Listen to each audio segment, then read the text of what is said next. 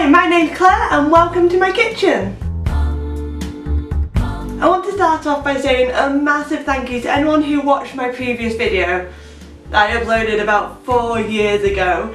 It was all about how to make potato wedges and it was terrible. It's awful. And it got 60,000 views, which is absolutely ridiculous.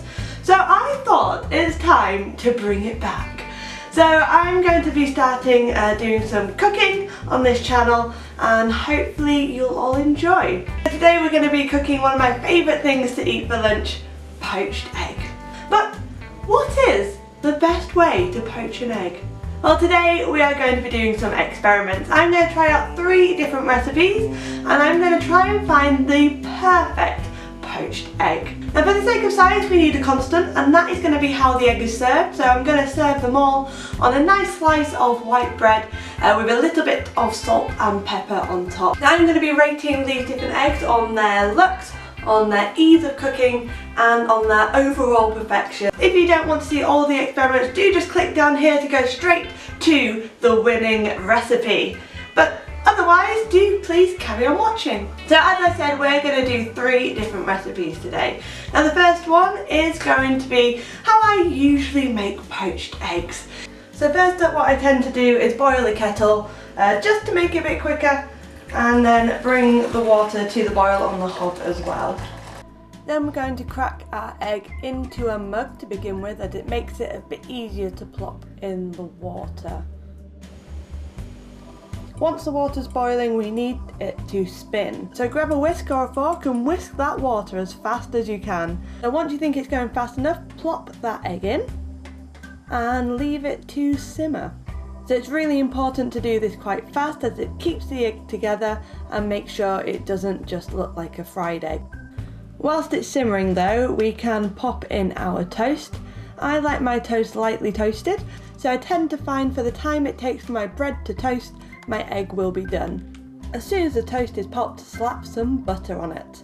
If you like your toast a little bit darker, then just watch the eggs to make sure they're done. Once they start rising to the top of the water, that's when you know they are cooked. So take them out pretty quickly to make sure that yolk doesn't cook as well. Then it's just a case of serving the egg with that salt and pepper, and it's time to eat. So as I said earlier, I'll be marking them out of 5.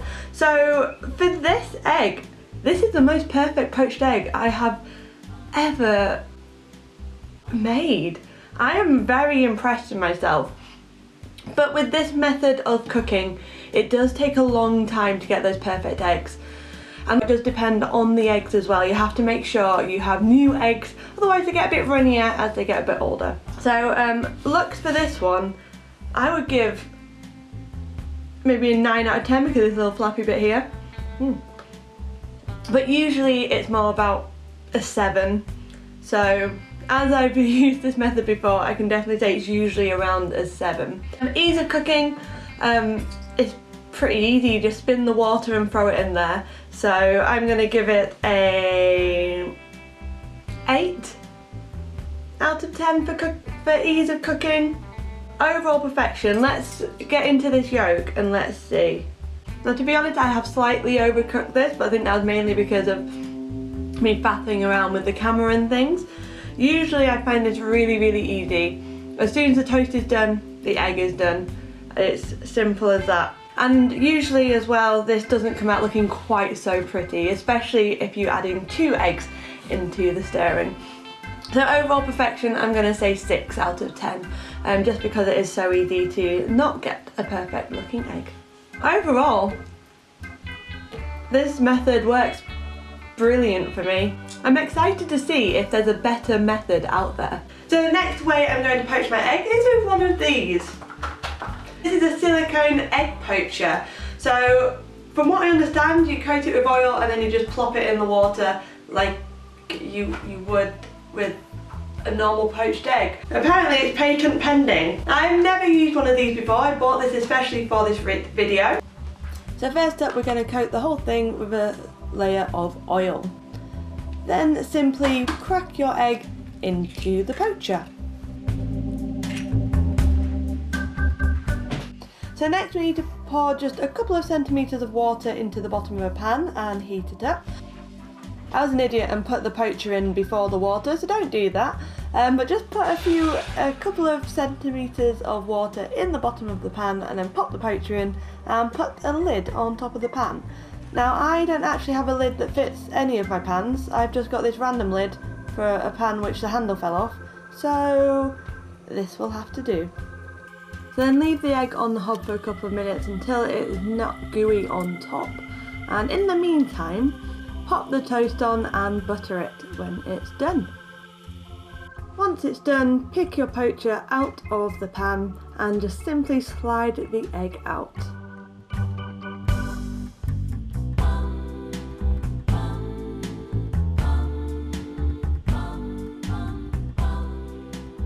Well, it's very round. No denying that this looks like a perfect poached egg with that perfect round shape.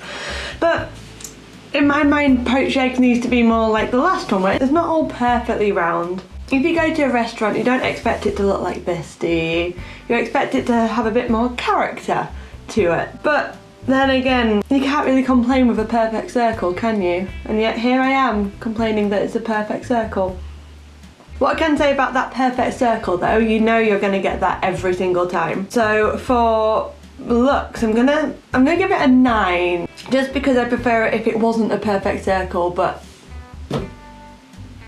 it looks perfect. For ease of cooking, I mean, that was really easy. You used less water than otherwise, so it'd be quicker boiling water wise, although I did find the actual cooking of the egg has taken a bit longer, and so you've got a bit of gooiness to the egg, as I haven't quite cooked it enough. But that's my fault, not really following the recipe properly. The ease of making, it's very easy.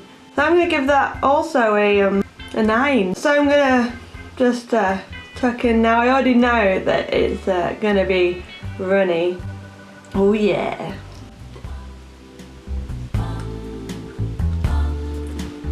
It's really light and fluffy.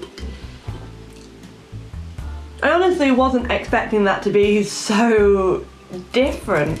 I think the oil as well, because you put oil in it, I feel like that's added a little extra something, because everything tastes good when it's a little bit fried. Let's be real now. I didn't want this one to win, I wanted my way to win, but this is really damn good. The very middle of the yolk was a little bit cold, so it's going to lose a few points for that. Overall perfection, it's going to get an 8. It's lost a couple of points just because it was cold in the middle, but it's light, it's fluffy, it's tasty, it's easy. I was not expecting that at all.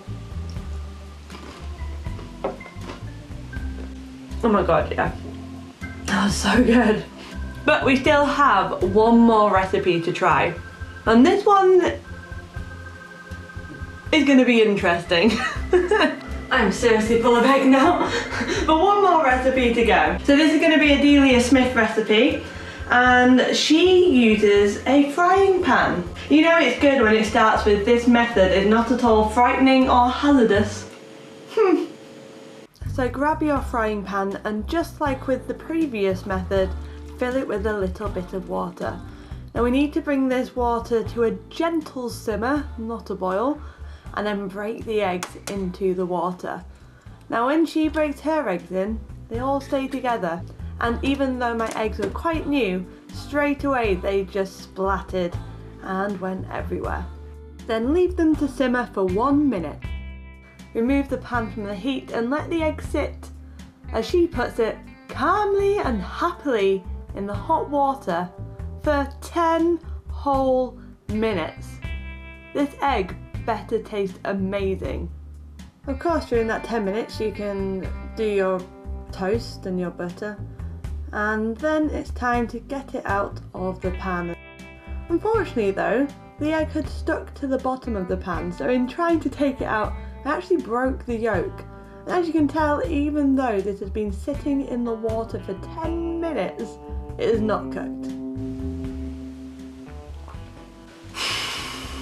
So this way, use the least utensils It was the faffiest way to make an egg. Not only do I not want to wait for my eggs for 10 minutes, it also got stuck to the bottom of the pan, and as I was trying to get it off, I broke the yolk. So I don't actually have much yolk left. On top of that, even though I left it for over the allotted 10 minutes, it's still uncooked on the top. So on ease of cooking, I'm actually going to give this a 1. On presentation, as soon as I put it into the pan, it spilled out. And even though those bits did come off when I pulled it out of the pan, it's still very tattered around the edges and just doesn't look that great. That could have been because I put too much water in though. On perfection, let's give it a taste. Let's see what it's like. Tastes like an egg. It's a bit cold. I'm gonna give it a 3. Yeah, not impressed, Delia, I'm sorry. You may have the time for this, but I do not. So the results are in. My Way scored 21, the Silicone Egg Poacher 26, and Delia Smith a measly 6.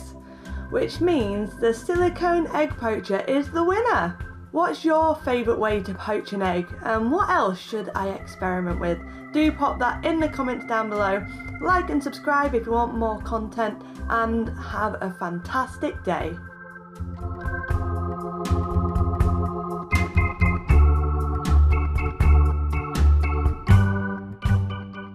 Make your best and